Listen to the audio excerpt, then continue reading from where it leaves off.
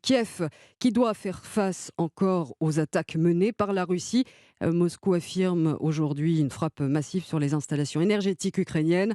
À retenir aussi cette prise de parole rare sur les ambitions du camp russe concernant l'invasion de l'Ukraine. Le patron du groupe paramilitaire Wagner déclare à l'agence Reuters que la conquête de Donetsk et de Lugansk pourrait prendre 2 ans. Pendant ce temps, l'aide militaire, mais aussi financière, continue d'arriver à Kiev. La France fait partie des pays qui apportent ce soutien. À l'échelle de la population, certains citoyens ont aussi décidé d'agir. Illustration en Occitanie où un convoi un peu particulier va prendre la direction de l'Ukraine lundi prochain.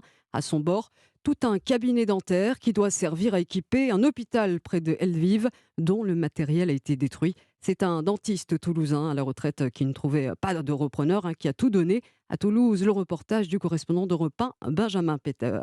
Son matériel ici, plus aucun dentiste ne voulait le récupérer. Alors Laurent Gage, qui est aujourd'hui à la retraite, s'est dit qu'il pouvait l'envoyer en Ukraine. Si on peut aider les Ukrainiens à envoyer un peu de matériel, et si ça peut les intéresser, c'est une manière ou une autre de participer à leur combat. Ça fait plaisir de voir que tout ce que j'ai fait, ça n'a pas été inutile et ça va servir. Fraises, jets dentaires, détartreurs, fauteuils électriques et lampes particulées, tout est prêt à partir. C'est Pascal Serrier de l'association Occitalien qui a tout démonté pour l'expédier dans un hôpital près de Lviv. On a démonté, comme vous le voyez, toute la salle d'attente, les fauteuils du dentiste, le compresseur, le matériel pour désinfecter, aseptiser. Il a tout donné, même le petit matériel. Et donc là, ça va être réhabilité un cabinet dentaire dans un hôpital où aujourd'hui ça a été abîmé et le cabinet dentaire est inutilisable. Depuis le début de la guerre, Occitalien a déjà envoyé une dizaine de camions de matériel et doit expédier les équipements du cabinet dès lundi. Et pour s'assurer que tout arrive à bon port, les bénévoles de l'association invitent à suivre le remontage du matériel sur les réseaux sociaux. À Toulouse, Benjamin Peter, Europe 1.